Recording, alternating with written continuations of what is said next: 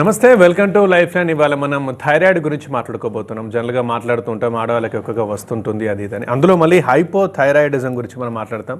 దీనికి సంబంధించిన లక్షణాలు ఎలా ఉంటాయి, పరిష్కారాలు ఏ విధంగా ఉంటాయి, వీటికి సంబంధించి మనతో పాటు మాట్లాడడానికి గో హాస్పిటల్స్ ఎండి సువర్ణ నర్వా గారు ఉన్నారు. ఆమె ఇంటర్నల్ మెడిసిన్లో ఎండిగా ఉన్నారు. రైట్, ఇక ఆమెతో ఒకసారి మాట్లాడదాం. డాక్టర్ గారు నమస్కారం అండి. నమస్తే అండి.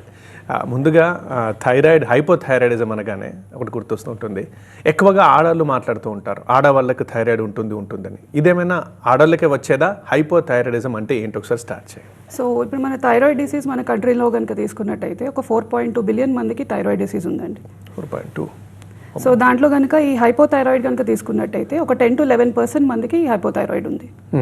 సో దీన్ని అసలు ఉంది అని ఎలా తెలుసుకుంటాం అంటే ఎవరిలో ఎక్కువ చూస్తుంటాము అంటే ఒక 40 to 60 ఇయర్స్ ఏజ్ గ్రూప్లో కనుక మీరు తీసుకున్నట్టయితే ఎక్కువ మంది ఉమెన్లో ఎక్కువ చూస్తుంటాం. సో మీరు అడిగిన క్వశ్చన్కి ఎక్కువ మంది ఉమెన్లో చూస్తున్నారంటే ఓన్లీ ఉమెన్కి వచ్చేదైతే కాదు, అంటే మగాళ్ళకు కూడా ఉంటుంది. బట్ ఎక్కువగా మరి అట్లా ఆడాలే మాట్లాడుతారు. ఎందుకు ఆడవాళ్ళు ఎక్కువగా చూస్తుంటా అంటే మనకు తెలుసు, ఇప్పుడు ఉమెన్లో మనకి డిఫరెంట్ ఫేజెస్ ఆఫ్ లైఫ్ ఉంటుంది. ఫర్ ఎగ్జాంపుల్ హార్మోనల్ ఇంబ్యాలెన్సెస్ కానివ్వండి, సో అది బిఫోర్ ప్రెగ్నెన్సీ, డ్యూరింగ్ ప్రెగ్నెన్సీ తర్వాత అండ్ మెనోపాజ్ స్టేజ్. సో ఈ అన్ని స్టేజెస్ కనుక మీరు చూసినట్టయితే హార్మోన్స్ అనేది డిఫరెంట్ అప్ అండ్ డౌన్స్ అన్నీ ఉంటాయి. సో ఎక్కువగా అండ్ జెనెటిక్ కాంపోజిషన్ అనేది వన్ మోర్ థింగ్ అనమాట. ఇవన్నీ కూడా కంట్రిబ్యూట్ చేసి ఉమెన్లో ఎక్కువగా చూస్తుంటాం. ఓకే, అంటే మీరు ఫస్ట్ చెప్పినప్పుడు 4.2 బిలియన్ అన్నారా? అవునండి. అంతమందికి ఉంది అని అంటే ఎందుకు, పర్టికులర్ రీజన్ ఏమన్నా ఉందా డాక్టర్ గారు? అదేమన్నా అంటే అదే చెప్పాను కదండి, అంటే ఇప్పుడు మెయిన్ ఆటో ఇమ్యూన్ డిసీజెస్ గురించి కూడా డిస్కస్ చేసుకోవాలి ఈ టాపిక్ వచ్చినప్పుడు. అంటే ఉమెన్ ఏంటంటే ఈ క్రోమోజోమ్స్ ఏదైతే జెనెటిక్ కాంపోజిషన్ ఉంటుందో, మెన్లో XY అనే క్రోమోజోమ్స్ ఉంటుంది, విమెన్లో XX క్రోమోజోమ్స్ ఉంటాయి. సో ఈ తత్వం ఎలా ఉంటుందంటే మనకి ఓన్ సెల్స్ మీద మన ఫైటింగ్ అనేది జరుగుతుంటుంది ఉమెన్లో, బికాస్ ఆఫ్ హార్మోనల్ చేంజెస్ కానివ్వండి, ఈ జీన్స్లో ఉన్న కాంపోజిషన్ కానివ్వండి, ఇవన్నీ కూడా ఫ్యాక్టర్స్ కాంట్రిబ్యూట్ అవుతుంటాయి. రైట్. ఇంతకీ హైపోథైరాయిడిజం అంటే ఏంటి? థైరాయిడ్ ఎక్కువ ఉండడమా, తక్కువ ఉండడమా? రీజన్స్ ఏంటి, ఫ్యాక్టర్స్ ఏంటి? అంటే హైపోథైరాయిడిజం అంటే మెయిన్ థైరాయిడ్ ఒక ఫంక్షన్ గురించి ఫస్ట్ డిస్కస్ చేసుకుందాం అండి. సో థైరాయిడ్ గ్లాండ్ అనేది ఒక ఎండోక్రైన్ గ్లాండ్ అండి. ఎండోక్రైన్ గ్లాండ్ అంటే హార్మోన్స్ని రిలీజ్ చేస్తుంటుంది. సో ఈ హార్మోన్స్ బ్లడ్ స్ట్రీమ్లో నుంచి మెయిన్ ఏదైతే మన అవయవాలు ఉంటాయో, లివర్ కానీ కిడ్నీ, హోల్ బాడీని కంట్రోల్ చేయడానికి మెటబాలిజంని ఈ థైరాయిడ్ కంట్రోల్ చేస్తుంది. సో ఈ థైరాయిడ్ కంట్రోల్ చేసినప్పుడు growth and development of cells కూడా ఈ హార్మోన్స్ ఏదైతే థైరాయిడ్ నుంచి రిలీజ్ అవుతాయో ఇవన్నీ కూడా కంట్రోల్ చేస్తుంది. రైట్. అంటే ఇది తక్కువ ఉండడమా, ఎక్కువ ఉండడమా హైపో అంటే? అంటే ఇప్పుడు for example T3, T4, TSH ఇవన్నీ కూడా థైరాయిడ్ దగ్గర నుంచి రిలీజ్ అయ్యే హార్మోన్స్ అండి.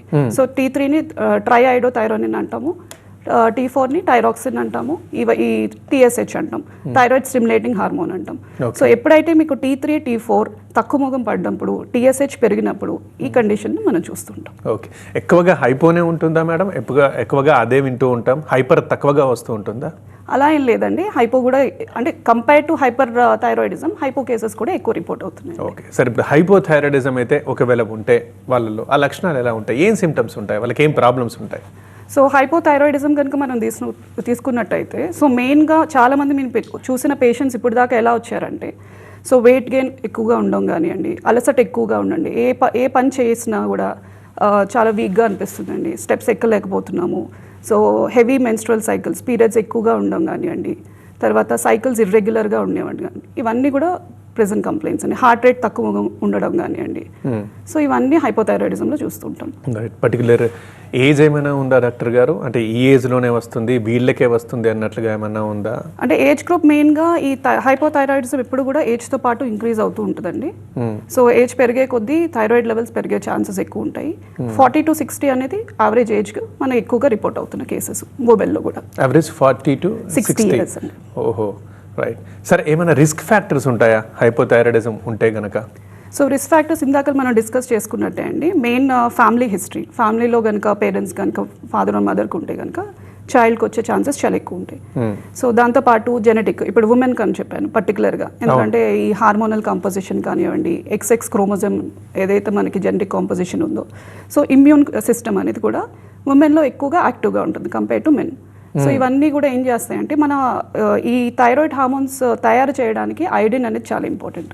సో ఈ ఐడిన్ సింథసిస్కి కావాల్సిన సిస్టమ్ అంతా కూడా ఈ ఉమెన్లో ఏమవుతుందంటే ఈ ఇంటర్ఫిరెన్స్ ఎక్కువ ఉంటుంది. ఇందాక మీకు చెప్పినట్టు ఆటో ఇమ్యూనిటీ అనేది యాక్షన్ ఎక్కువగా ఉంటుంది మెన్తో కంపేర్ చేస్తే. సో కాబట్టి ఎక్కువ వస్తాయి. ఒక పర్సంటేజ్ తీసుకుంటే కనుక మ్యామ్ ఒక 100 థైరాయిడ్ కేసులు ఉన్నాయనుకోండి, అందులో విమెన్ ఎంత పర్సంటేజ్ ఉంటాయి? అంటే రఫ్గా మనం చూసుకున్నట్టయితే 100 కేసెస్లో మేము చూస్తున్నాం డైలీ ప్రాక్టీస్లో కనుక మీరు చూసుకున్నట్టయితే ఒక nearly around 20 to 30 cases report అవుతాయండి. 20 to 30, 20 to 30లో 30 అనుకుందాం. 30లో ఆడవాళ్ళకి ఎన్ని ఉంటాయి? ఆడవాళ్ళ కేసులు ఉంటాయి? ఆడవాళ్ళకైతే ఎక్కువనే వస్తున్నాయండి ఇప్పుడు ఈ కేసెస్. అందుకనే మీకు చెప్తుంది కూడా రీజన్స్ ఇప్పుడు దాకా డిస్కస్ చేసుకుంది కూడా. ఆడవాళ్ళకే ఆ మెన్స్ట్రువల్ హిస్టరీ కానీ ఈ హార్మోన్స్ కానీ ఇవన్నీ కూడా ఎక్కువ వీళ్ళలో చూస్తాం కాబట్టి కేసెస్ ఎక్కువ రిపోర్ట్ అవుతాయి. ఎలా డయాగ్నోస్ చేస్తారు? సో ఇది సింపుల్ బ్లడ్ టెస్ట్ అండి. ఫర్ ఎగ్జాంపుల్ ఇలాంటి కంప్లైంట్స్ ఏవైతే ఇందాక డిస్కస్ చేసుకున్నాం, ఫర్ ఎగ్జాంపుల్ హార్ట్ రేట్ తక్కువ ఉండడం కానీ, హెయిర్ ఫాల్ ఎక్కువ ఉండడం కానీ, వెయిట్ గెయిన్ ఎక్కువగా ఇంక్రీజ్ అవ్వడం కానీ షార్ట్ పీరియడ్లో, దాంతోపాటు bones and skin issues, dry skin అనేది కూడా ఎక్కువ మంది రిపోర్ట్ చేస్తారు దీంట్లో అండి. సో ఇవన్నీ ప్రాబ్లమ్స్ ఉన్న వాళ్ళు డెఫినెట్గా సింపుల్ ఫాస్టింగ్ బ్లడ్ టెస్ట్ చేసుకోవాలండి. సో థైరాయిడ్ ప్రొఫైల్ అంటాం. So free T3, free T4 and TSH ఈ సింపుల్ బ్లడ్ టెస్ట్ చేసుకుంటూ మనం ఎవ్రీ 6 months కానీ ఇయర్లీ వన్స్ అయినా చేసుకుంటే మనకి అసలు ఫ్యామిలీ హిస్టరీ ఉన్న వాళ్ళైతే ఎవ్రీ 6 months చేసుకోవడం బెటర్ ఆప్షన్. ఓకే. జనరల్గా అట్లానే ప్రెగ్నెన్సీ టైంలో మాట్లాడుతూ ఉంటారు, ఈమెకు థైరాయిడ్ వచ్చిందనంటే ప్రెగ్నెన్సీ టైంలో నాకు అటాక్ అయిందని చాలామంది చెప్తూ ఉంటారు. ఎందుకు మేడం, రీజన్ ఏంటి? ఆ టైంలోనే ఎక్కువగా వస్తూ ఉంటుందా?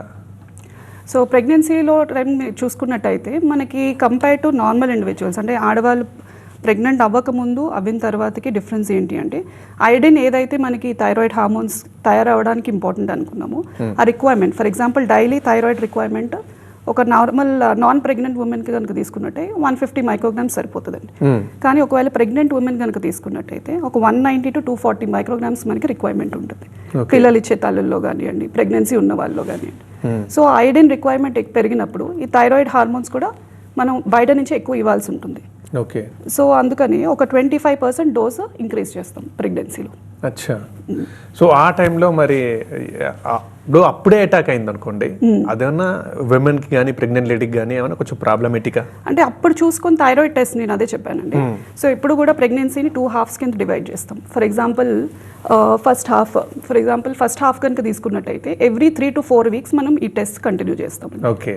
సో చేసినప్పుడు డిటెక్ట్ అవుతుంది అని అనిపించినప్పుడు మన మెయిన్ ఏంటంటే టెస్ట్ ఎంత పెట్టాలి. For example TSH level at least 2.5 అనేది మెయింటైన్ చేయాలండి ప్రెగ్నెన్సీలో. ఓకే. సో జనరల్గా వేరే నాన్ ప్రెగ్నెంట్ ఉమెన్ అనుకోండి ఒక 5 to 6 ఉన్న ప్రాబ్లం లేదు. ఓకే. సో దాన్ని బట్టి మన dose adjustments based on body weight, lean body mass ఇవన్నీ కూడా డిటెక్ట్ చేసుకొని దాని మీద క్యాలిక్యులేట్ చేసి ఇస్తామండి. రైట్ అండి. సో మరి ఇప్పుడు అసలు రావద్దు అనడానికి ఏమైనా ముందే ఏమైనా చేసుకోవచ్చా? అట్లాంటి ఏమైనా మెడికేషన్స్ ఏమైనా ఉన్నాయా? నాకు థైరాయిడ్ రాకుండా ఉండాలని ఎవరైనా అనుకున్నప్పుడు వాళ్ళు ఏం చేస్తే బెటర్? సో నేను ప్రికాషన్స్ తీసుకోవాలండి. ఒకవేళ ఆల్రెడీ ఫ్యామిలీలో కనుక థైరాయిడ్ ఉన్నది ఎవరికైనా అని అనిపించినప్పుడు మన డైటరీ ప్రికాషన్ అనేది చాలా ఇంపార్టెంట్. సో ఫర్ ఎగ్జాంపుల్ చాలామంది పేషెంట్స్ అడుగుతా క్వశ్చన్స్ ఏంటంటే క్యాబేజ్, కాలీఫ్లవర్ తినొచ్చా, కాఫీ తాగొచ్చా, సో ఇవన్నీ అడుగుతూ ఉంటారు. సో వాళ్ళకి ఏంటంటే మెయిన్గా చెప్పాల్సింది ఇప్పుడు ఆల్రెడీ క్యాబేజ్ అండ్ కాలీఫ్లవర్ అనేది క్రూసిఫెరస్ వెజిటబుల్స్ అంటాం. సో దానిలో సల్ఫర్ కంటైనింగ్ కాంపోనెంట్స్ అనేది ఉంటాయి. సో ఈ కాంపోనెంట్స్ ఏం చేస్తాయి మెయిన్గా అంటే ఈ ఐరన్ అప్టేక్లో కానీ థైరాయిడ్ హార్మోన్స్ సింథసిస్లో కానీ ఇంటర్ఫిరెన్స్ ఉంటాయి. సో అందుకని మెయిన్ ఈ ప్రెగ్నెంట్ ఉమెన్లో కానివ్వండి ఈ వెజిటబుల్స్ ఇవన్నీ కూడా కొంచెం స్లైట్గా మోడరేట్ అమౌంట్లో తగ్గించుకోమని చెప్తాం. కానీ కుక్ చేసిన ఇదే వెజిటబుల్స్లో మనకి చాలా ఇంపార్టెంట్ తీసుకోవడానికి, ఎందుకంటే ఇది యాంటీ ఆక్సిడెంట్ ప్రాపర్టీస్ ఉంటాయి, క్యాన్సర్ని ఫైటింగ్ చేసే ప్రాపర్టీస్ ఉంటాయి, వైటమిన్ A, C, K ఇవన్నీ కూడా విటమిన్స్ ఉంటాయి. ఓకే. ఇప్పుడు జెనెటిక్గా అంటే ఖచ్చితంగా తల్లికి ఉంటే కూతురికి ఖచ్చితంగా వచ్చేస్తుందా, తండ్రికి ఉంటే? అంటే రావాలి అని రూల్ ఏం లేదండి, అందుకని మీకు చెప్పాను ఇందాకలా. అంటే మనం అందుకని ప్రెగ్నెన్సీ ముందు 3 months ముందే ఈ కౌన్సిలింగ్ అనేది చేస్తాం. బేసిక్గా ఈ రొటీన్స్ అన్నీ కూడా ఈ థైరాయిడ్ ప్రొఫైల్ చేయించుకోమని చెప్తాం, షుగర్స్ ఇవన్నీ, ఎందుకంటే auto immune very common. So వచ్చే ఛాన్సెస్ చాలా ఎక్కువ ఉంటాయి. అందుకని ఈ థైరాయిడ్తో పాటు మనకి అసోసియేటెడ్ షుగర్ టెస్ట్ కూడా చేయిస్తాం, ఎందుకంటే ఇవన్నీ అండర్ ఆటోఇమ్యూన్ డిసీజెస్ అంటాం. సో ఆర్థరైటిస్ కానివ్వండి, type 1 డయాబెటీస్ కానివ్వండి, ఇవన్నీ కూడా కలిపి వచ్చే ఛాన్సెస్ కూడా ఉంటాయి థైరాయిడ్తో పాటు. ఓకే అండి, రైట్. ఇక మరి థైరాయిడ్ వస్తే ఇక ఏం చేయాలి, వాళ్ళు ఎలా ఉండాలి? సో మెయిన్ అదే అండి, మెయిన్ ప్రికాషన్స్ ఇందాక మనం డిస్కస్ చేసుకున్నట్టు సో ఈ వెజిటబుల్స్ ఏదైతే మనం అనుకున్నాం కొన్ని లిమిట్గా తీసుకోవాలి. Moderate is nothing but exercise చేయడం కానివ్వండి. ఫర్ ఎగ్జాంపుల్ స్మోకర్స్ ఉన్నారు. సో స్మోకర్స్లో మెయిన్ కంటెంట్ ఉంటుంది, థయోసైనేట్ అని ఉంటుంది. అవి ఏం చేస్తాయంటే ఈ ఐడిన్ అప్టేక్ని ఇన్హిబిట్ చేస్తాయి. సో దానివల్ల స్మోకింగ్ కంపల్సరీ తగ్గించుకోవాలి, ఆల్రెడీ ఫ్యామిలీ హిస్టరీలో కనుక నిజంగా థైరాయిడ్ ఉందంటే. అండ్ ఎవ్రీ 4 to 6 weeks ఒకవేళ థైరాయిడ్ TSH లెవెల్స్ కనుక మెయింటైన్ కాకుండా 5 above ఉంది అని అనుకుంటే కనుక సో ఫాలోఅప్ అనేది చాలా ఇంపార్టెంట్.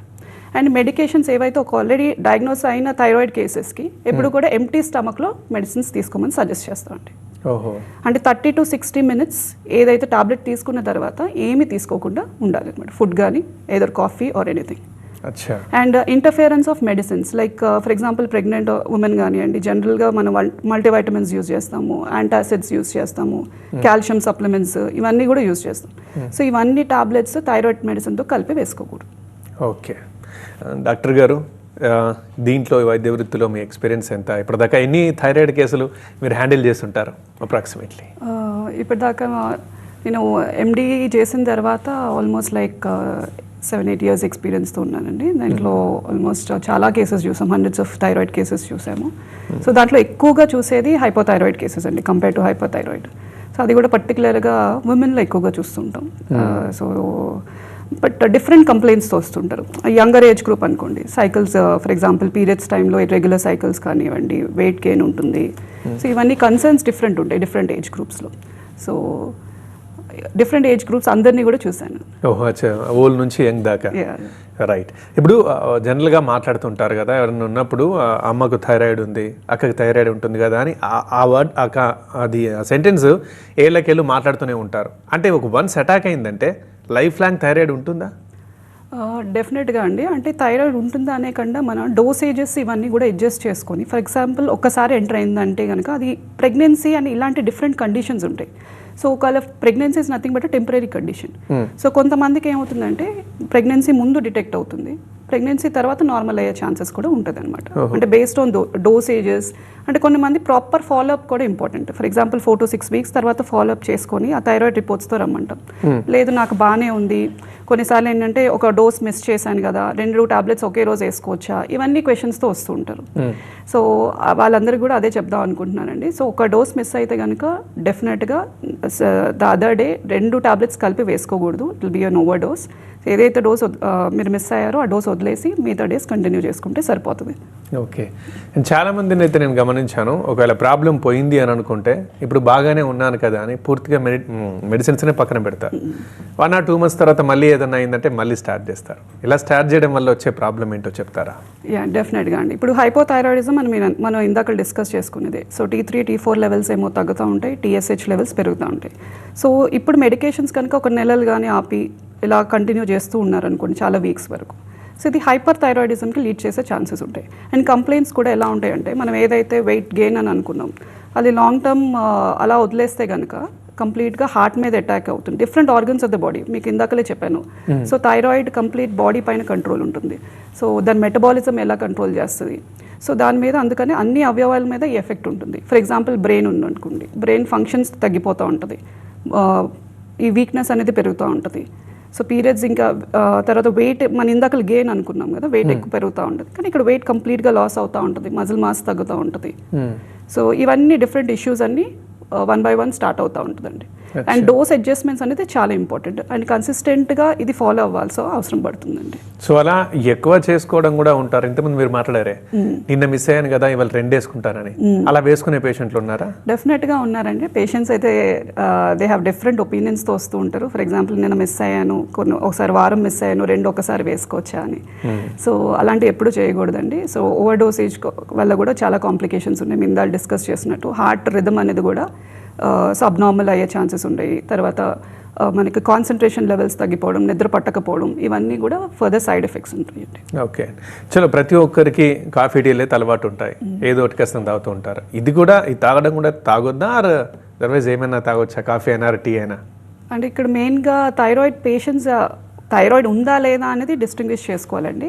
సో ఒకవేళ థైరాయిడ్ వచ్చేలా ఉంది నేను మానేస్తాను అనేది కూడా కరెక్ట్ కాదు. ఒకవేళ నిజంగా థైరాయిడ్ ఉంది అని అనిపిస్తే కనుక TSH లెవెల్స్ కనుక చెక్ చేసుకుని సో మెడికేషన్ మీద ఉన్న వాళ్ళకి డెఫినెట్గా కాఫీ మేము తక్కువ అంటే రిస్ట్రిక్ట్ చేయడం మంచిదని సజెస్ట్ చేస్తాం. ఎందుకు అనడానికి రీజన్ కూడా ఉంది. ఫర్ ఎగ్జాంపుల్ ఈ కాఫీ మనం 1 కప్ కాఫీ కనుక తీసుకున్నట్టయితే దాంట్లో 95 మైక్రోగ్రామ్స్ ఆఫ్ కెఫీన్ ఉంటుంది. అలా 2 కప్స్ ఆఫ్ టీ కనుక తీసుకుంటే which is equal to 1 cup of coffee. So ఇవేమవుతుందంటే ఈ కెఫీన్ ఏదైతే ఉందో మనం పేగుల్లో ఏదైతే అయోడిన్ అనేది ఇప్పుడు అబ్జర్వ్ చేసుకుంటుందో అదన్నీ కూడా తగ్గించడానికి ఛాన్సెస్ ఉంటాయి. కాఫీ ఇండైరెక్ట్గా ఇట్ ప్లేస్ అ రోల్ అనమాట.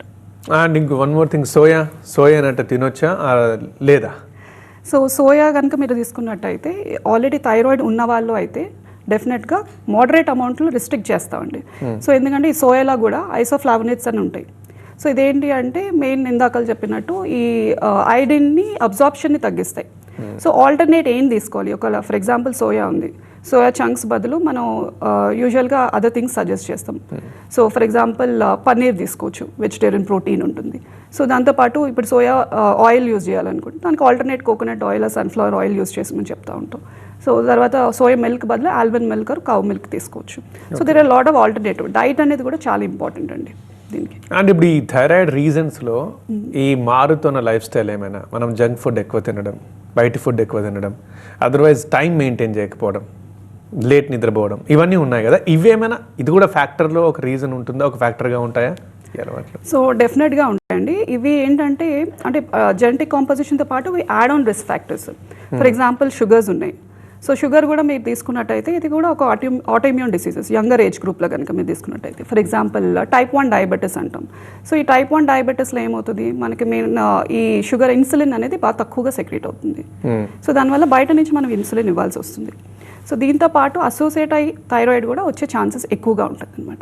సో అందుకు షుగరీ సబ్స్టెన్సెస్ ఇవన్నీ కూడా విషియస్ సైకిల్ అంటాం. థైరాయిడ్, డయాబెటీస్, ఆర్థరైటిస్ ఇవన్నీ కూడా ఆటోఇమ్యూన్, ఇవన్నీ ఒక సైకిల్లో రన్ అవుతాయి.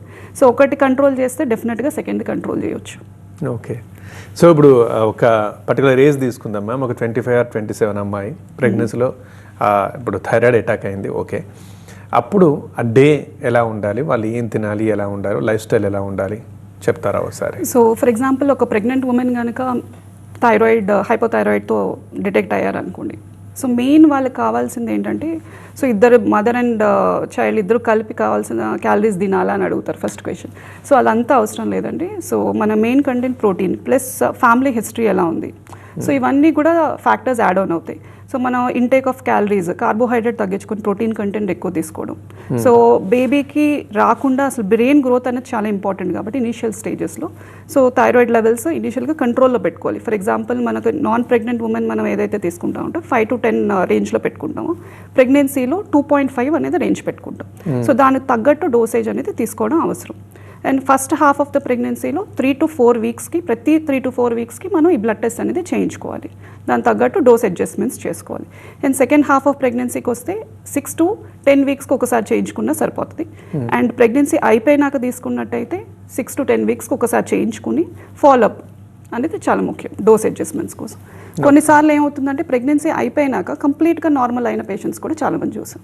కంప్లీట్గా నార్మల్ అయిన వాళ్ళు ఉన్నారు. అవునండి. అంటే మళ్ళీ వాళ్ళకి థైరాయిడ్ రాకుండా ఉండడానికి అదేలా అయ్యారు? అంటే మీరు మన ట్రీట్మెంట్ వల్ల, మెడిసిన్స్ వల్ల, అదర్వైజ్ బై న్యాచురలా?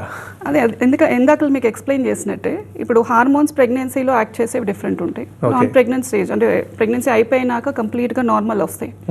సో ఆ స్టేజెస్లో మనం బయట నుంచి ఇచ్చే థైరాయిడ్ అవసరం లేదు. థైరాక్సిన్ అనేది హార్మోన్ అనేది ఆల్రెడీ ఫంక్షన్ అవుతుంది కాబట్టి నార్మల్కి వస్తుంది. రైట్.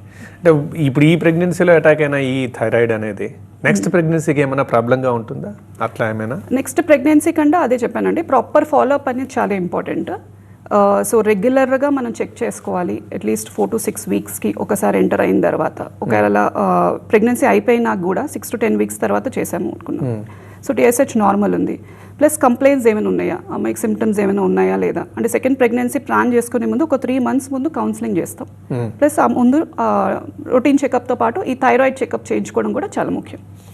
అండ్ ఇప్పుడు మీరు సజెస్ట్ చేస్తున్నట్లుగా ఇప్పుడు వాళ్ళకైతే ఎంత డోస్ అవసరం అవుతుందో అది వింటూ ఉంటే ఎప్పటికీ థైరాయిడ్ ఒక లెవెల్లో ఉంటుందా, లేకపోతే ఇంకా తగ్గుతూ ఉండి ఈ డోస్ పెంచుతూ ఉండాల్సి వస్తూ ఉంటుందా? ఫర్ ఎగ్జాంపుల్ నేను అదే చెప్తున్నానండి, కొన్నిసార్లు ఏమవుతుందంటే మనం ఇచ్చే డోస్ కంటే కూడా కొన్నిసార్లు ఎక్కువ డోస్ తీసుకోవడం కానీ పేషెంట్స్ అలా చేస్తూ ఉంటారు. సో ఓవర్ ట్రీట్మెంట్ అంటాం. సో ఈ ఓవర్ ట్రీట్మెంట్ చేయడం వల్ల కూడా చాలా కాంప్లికేషన్స్ ఉంటాయండి. So for example over treatment చేసేమో అని తెలియడానికి కూడా ఈ సిమ్టమ్స్ ఒక 6 to 1 year లోపు మన ట్రీట్మెంట్ చేసే టైంలో ఇవన్నీ కూడా కొంచెం చూసుకోవాలి. ఎవరైతే పేషెంట్ థైరాయిడ్ మెడికేషన్స్ తీసుకుంటున్నారో, అంటే for example heart related complications ఏమైనా తక్కువగా కట్టుకోవడం కానీ, సో కొన్నిసార్లు చెస్ట్ పెయిన్ రావడం కానీ, టైట్నెస్ ఆఫ్ ద చెస్ట్ అంటాం, తర్వాత బోన్స్ వీక్ అవ్వడం కానీ, సో ఫ్లషింగ్ ఉంటుంది, తర్వాత అదర్ బాడీ ఆర్గన్స్ అన్నీ కూడా ఎఫెక్ట్ అయ్యే ఛాన్సెస్ ఉంటాయి. సో ఇవన్నీ కంప్లైంట్స్ బట్టి మన హిస్టరీ బట్టి కూడా మన డాక్టర్ దగ్గరని సంప్రదించాలని కోరుకుంటున్నాను. రైట్ అండి, థ్యాంక్ యూ డాక్టర్ సువర్ణ నర్వ గారు. థైరాయిడ్కి సంబంధించి మంచి ఇన్ఫర్మేషన్ మా ప్రేక్షకులు ఇచ్చినందుకు థ్యాంక్ యూ. థ్యాంక్ యూ అండి. రైట్, ఇది వాళ్ళ లైఫ్ లైన్. చూస్తూనే ఉండండి TV9.